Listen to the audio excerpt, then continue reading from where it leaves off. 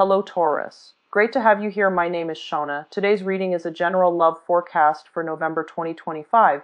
As always, take the messages that resonate and release anything that doesn't. Don't forget to like and subscribe to stay connected with upcoming readings. Let's see what's headed your way, Taurus. For this month, it's a continuation of last month's reading. And if you found that last month's reading resonates with you, you might want to, listen to this video or watch this video in its entirety. And then for others of you, I hope this month finds you well, and then I hope that, this reading is helpful either way and that it resonates with you. When I was shuffling out this spread, I didn't see an image, but when I started the recording, this is the second attempt at recording for you guys, I saw a screw, okay? It's a pretty big screw, it's like the size of my fingers, long. And then there's a lug nut, and it's being screwed into the wood, okay? Like a wood panel. When I think of a Taurian person, I always think of somebody who either likes to dither in their garden, they like to plant things, they like to, tinker around in their garden. And then they're also very, very focused on repairing things, fixing things. If there's a problem, the Taurian person will roll up their sleeves, get their hands dirty, and just fix things. And so that imagery of the screw and the lug nut, and it's very handyman, repair oriented focus. I feel like it's just the epitome of what I think of when I think of a Taurian person. You guys are the fixer of the zodiac, okay? You guys have like the most amount of patience, you and Capricorns, I feel, the most amount of patience of anybody that I know. And so last month's reading was about things broken, right? Things breaking down, water leaking in, faulty electrical circuits, and just electronics malfunctioning. This is the month where you have already preemptively taken care of all of those things. And so this to fix things that have broken down, okay? And when we say fix things, it could be literally fixing things, or you have already taken care of those things that needed to be fixed. Or figuratively fixing a situation, fixing problems, and trying to iron out especially communication issues between you and another person so that things don't 19 calling repairmen or trying to fix communication and just problems in interpersonal communication. So I feel like many of you have preemptively have stayed ahead of the game by fixing these issues. So last month's reading was about a deafening silence. It was like a very uncomfortable silence between you and another person. And I feel like for some of you, there's a continuation of that, okay? And so the only thing that I saw was the lug nut and the screw being driven or being screwed into a wood panel to keep it in place, okay? And so that denotes to me a situation where something is being strengthened, something is being fortified, something is it's like put in place where it belongs. Okay, so that's the first thing. I'm hearing like put in place, so like put somebody in their place, or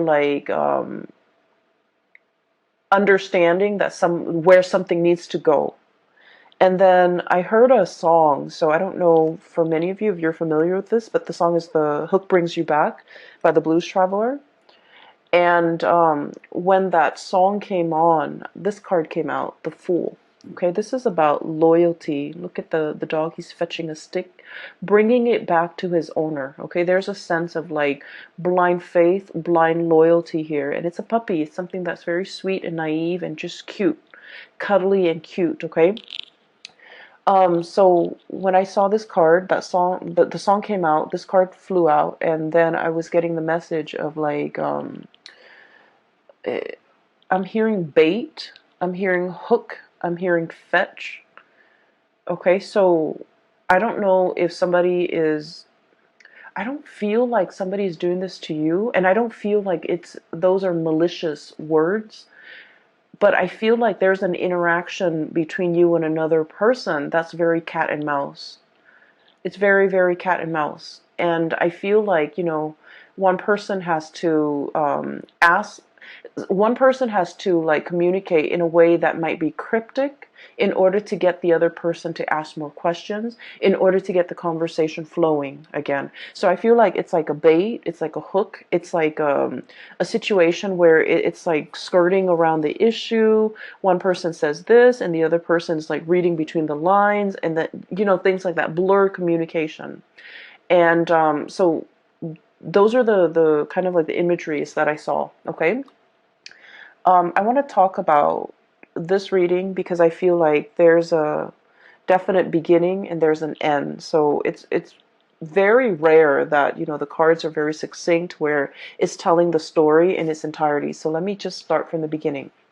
I have here the Four of Swords, stoppage in communication.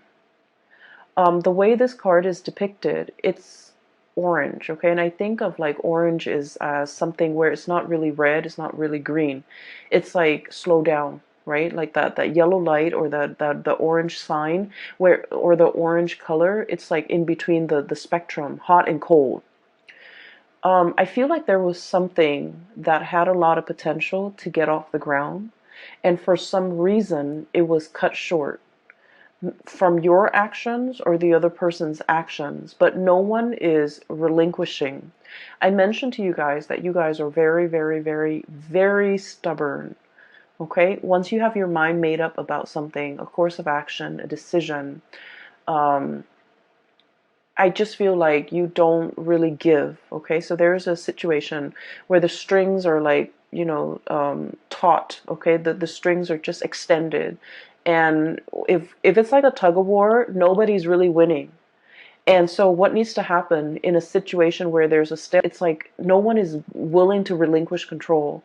No one's willing to compromise. No one is willing to let the other person win. And so if you slice the cord down the middle, both sides, have been pulling with all their might, they're going to collapse within themselves. So there's a situation here. It hasn't been spliced yet, but it's getting very, very close. It's like a tenuous situation where we have to learn to compromise, where we have to learn to give, where we have to learn to like give the other person some leeway, give the situation some leeway. But more than anything, it's a reflection of yourself too, giving yourself some slack, okay? Not running yourself too ragged to the ground in order to fix situations. Giving yourself some slack, maybe even letting the situation rest so that you can revisit it another time to resolve the situation. Does that make sense? So I feel like there's a stalemate here. And the stalemate has created some type of animosity between you and another person where you're feeling the pains of separation. Three of Swords, okay? So we're going from a Four of Swords, Three of Swords. This is I feel like it's very momentary. I feel like it's very momentary. Is that even a word? I'm not, I'm thinking momentary, but I'm like, my mind is like monetary. Um, it could be like financially related, where you're not giving slack to the other person. For some of you, if this is like a divorce proceeding, a separation, or something like that, you're trying to iron out your financial assets, and you're just like, I don't want the other person to get anything. Or the other person could be doing this to you, not wanting you to get the house, not wanting you to get the kids, not wanting you to, just, I'm feeling that. It feels a little uncomfortable, okay? Financial assets, no one is really compromising. But going back to my original train of thoughts, I feel like this is very temporary, okay? So the word is not monetary, or momentary, but very temporary. Because we're descending, okay? Four of Swords to the Three of Swords, and then it's going to be the Two of Swords, stalemate, revisiting a situation, mulling things over, and then the Ace of Swords, where things will start to, the two of you will start to communicate again. So what I'm seeing here with this Three of Swords is there's a tremendous sense about missing another person. The other person really misses your presence, your communication. You likewise. No matter how stubborn you can be, You really miss the other person, what they bring into the picture, their insights, their perspective. You really miss the perspective that the other person brings into the picture. You might have a problem, and then they would say something that makes your problem seem very, very minuscule. Okay?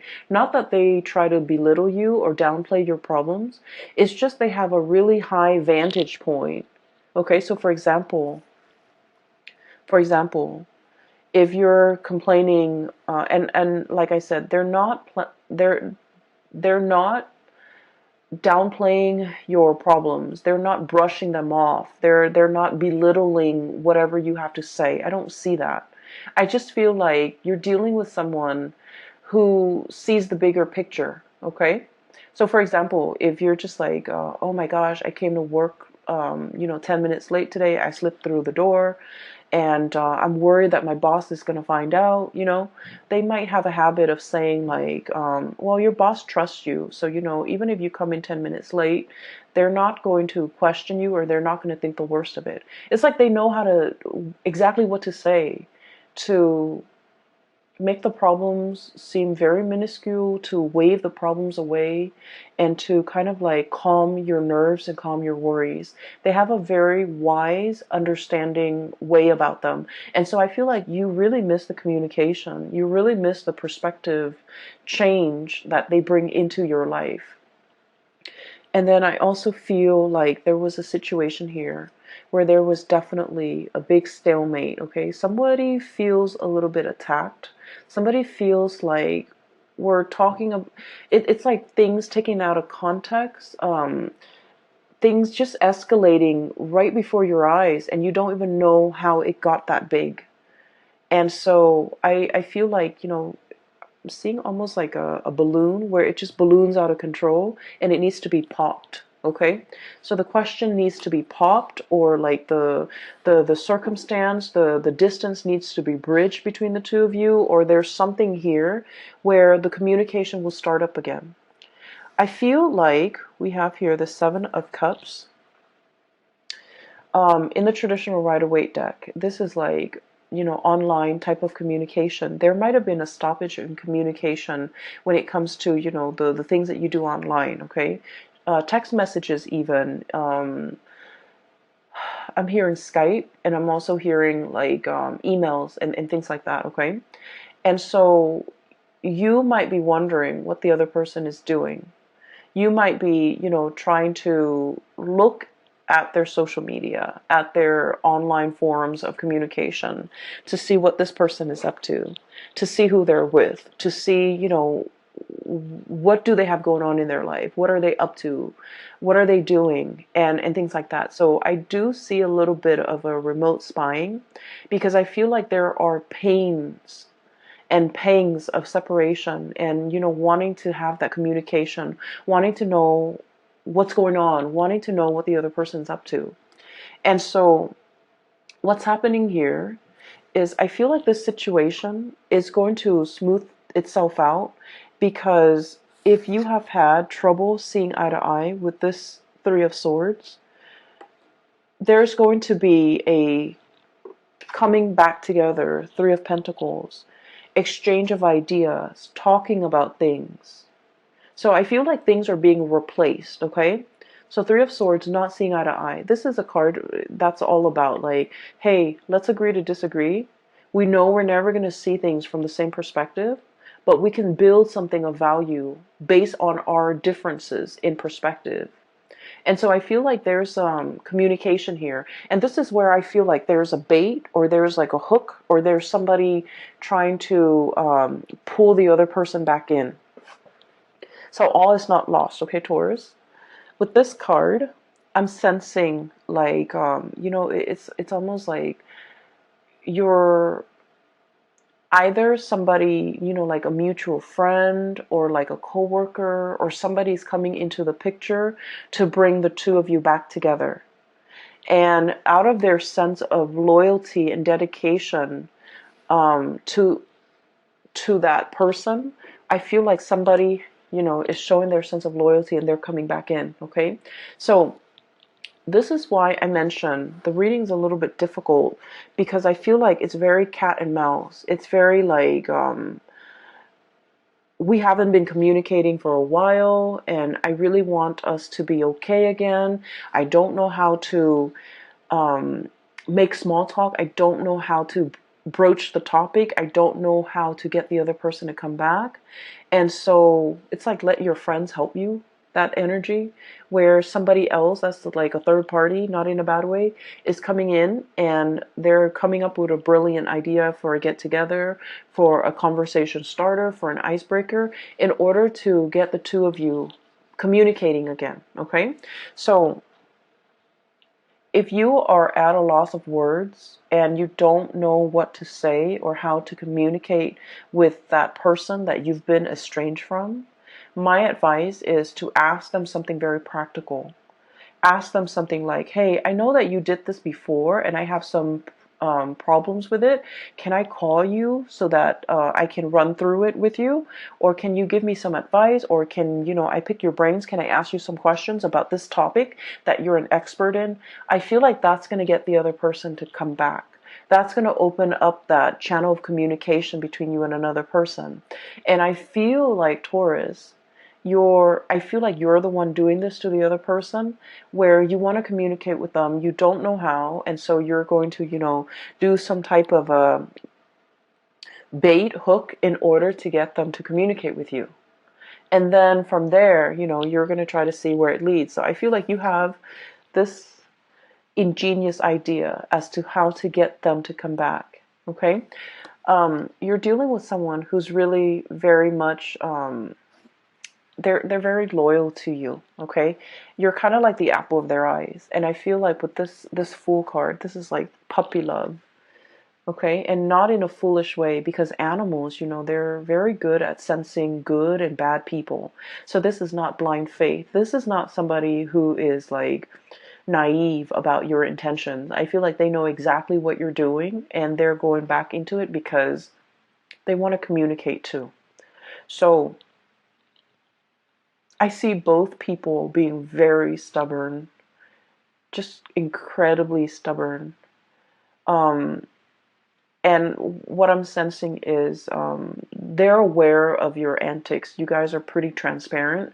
They're aware of what you're doing, and they're not calling you out on it because I feel like they miss the communication. They don't want that distance. They want to bridge that gap, and they do want to communicate with you and come in and see what you have to say. Okay, so I feel like there's a situation here where you feel like you have a brilliant idea as to how to get them talking again, but they already see through it. They see through the facade.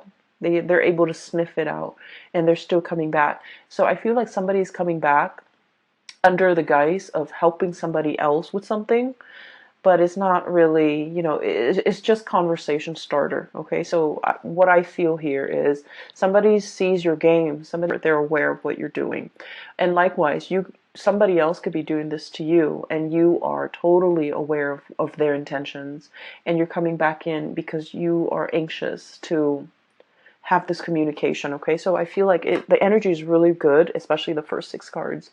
Um, just a little bit of a segue. I feel like for those of you who have been thinking about leaving your work environment, your current work environment, we have many reasons to leave, okay?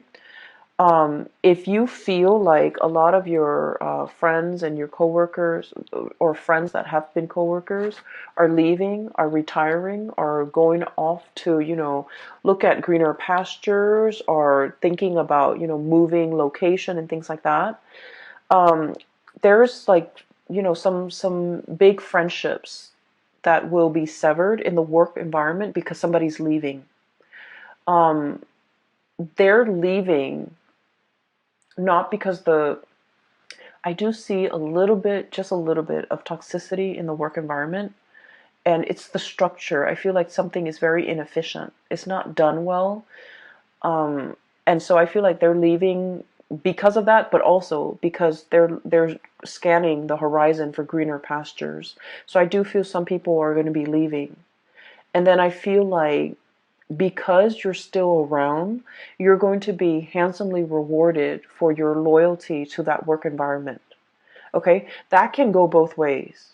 If you have been feeling underappreciated and you feel like you want to stay in this work environment, I feel that you're going to be handsomely rewarded. New positions opening up, or even like they're going to keep you in mind for the next round of promotion. Okay, and then on the flip side, if you feel like this work environment has been a little bit draining or a little bit toxic, you might be thinking about leaving, and you might have signed on like some type of I feel like some of you might have found a new job and you're thinking about leaving. So you might have, talked to your supervisor, and then your supervisor might have escalated up the chain of command, and they want to keep you. And so they might be giving you some type of a bonus, some type of a promotion, some type of an incentive in order to keep you here. Keep in mind, money isn't everything, okay? And sometimes we forget that. I just feel like you made up your mind to leave for a reason. You had very, very good reasons. And I do sense for many of you, it's a toxic work environment, or it's a work environment where you felt, I almost feel like a sense of ethics, like it's a breach of ethics. It's not a good environment to be in. And so no matter how much they give you, you really want to think about it, mull it over. So we have here the Judgment and this Three of Pentacles, which is escalation in your financial situation. Page of Pentacles, job offer coming into the picture. And I like this card because it just screams out exactly what it means, okay? You know how elephants, they make that really loud honking noise with their trunk, I guess? And so this is sort of like something that is very loud, very flamboyant, very noticeable. And it's meant to lure you back in. And so you might have, your own sense of loyalty. You guys are also extremely loyal. And you might be wanting to run back in. But you have to really understand why you decided to leave it in the first place. So even if they're offering you all this incentive, like financial incentive to stay and new positions, the work situation is going to be the same. It's the same environment. Do you still want to stay in it? Or do you see yourself moving on to something or a situation where people are a lot more cooperative, where you're building something of greater value, okay? So you've got some major choices here as well as it relates to your financial life. So I mentioned it's going to be a love reading, and then, all these things spill, all these decisions over. I don't suggest you might be pressed for time. I do see a situation where there's like patience, but there's also fast moving energy and communication coming in as well. So I feel like you might have a very narrow window of time to make a decision to submit that, resignation letter, or even telling the new organization when you want to start. So I do see here a situation where it's time sensitive. It's very delicate. And so if you're being offered like an incentive to stay in a situation, you might want to really think about whether or not it is in your best interest, whether or not you're still growing to the best of your capabilities and to the best of your full potential in the current existing relationship, or relationship or even work situation, before you decide to stay in it, okay? Because I do see there are better things on the horizon for you, okay? So having said that, let me talk about the latter part of this month. First of all, we have here the King of Pentacles. This is your energy. And this is a card about, somebody who's very regal, okay? They have a full head of, like, it's a crown. And there's this pentacles in the third eye chakra, overlaying the third eye. So you have a tremendous sense about how to make money, seeing value in things, seeing a person for who they are, seeing a situation for exactly what it is, not mincing words, being very direct and clear with your communication. And you kind of like have really, really keen insights into situations and people. But I feel like in the past, there was a situation here where you were not using your capabilities or not using your powers, okay? And we have here the Page of Pentacles. So this is an escalation, right? Like We're starting with the page and now we're turning into the king, okay? For some of you, I feel like there was a situation where you had something in your life and you didn't see the full value of it. And I feel like this might have been a love interest, a relationship partner, a significant other, somebody that you cared about. And I feel like you didn't understand. You know, we don't really understand things. We don't really know how much something means to us until we lose it, right? So I feel like in the past you might have been a little bit reckless with this relationship with this person. So the elephant is like rolling the pentacles on its trunk, right? It's very tender, but it's also a very delicate situation. It's a center where it wasn't handled with great care. It wasn't handled with respect. It wasn't handled with delicacy. It was very fragile, and I feel like it was mishandled. And I feel like this is your energy, Taurus. And I'm sensing now you're starting to see the value in it. You're starting to see the value of this person. You're starting to understand what went wrong. You're starting to put this person first. And you're starting to wear it on your head where it's protected. You're starting to understand this person too. So I feel like there was a situation where somebody might have, outright told you, you're not spending enough time with me. You're not treasuring me. You're not appreciating me. You're not making the time for me. You're not valuing this relationship. And then I feel like they might have exited the picture. And now in the present, in the aftermath, you're starting to grow and mature from this situation. And you realize everything that they mean to you.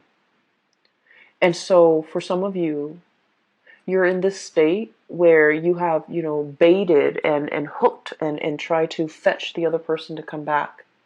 And you've successfully gotten the other person to come back. And the situation between the two of you is very delicate, temperance. Pouring the two cups, pouring water from one cup to the other and not letting a drip, fall out. This is a very delicate balance act. And with this butterfly is very fickle. And so when the strong gust of wind comes, it gets spooked and then it'll fly to the next flower. So I feel like you're dealing with a situation where balance and fragility and just things are greatly resting on the balance, okay? The equal give and take, the reciprocity, not taking the other situation or the other person for granted, not allowing them to, I don't want to say it's about control. I don't feel like it's about control here. I feel like it's treating a situation with delicacy, treating a person with kitty gloves, treating a relationship with with care.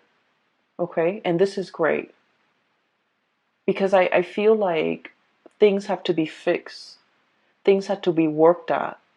And I greatly feel that you came to this realization, the light bulb moment, illumination, okay, judgment card. It's a giant light bulb. And so a switch has turned on in your mind and you're coming up with great ideas as to how to make this work.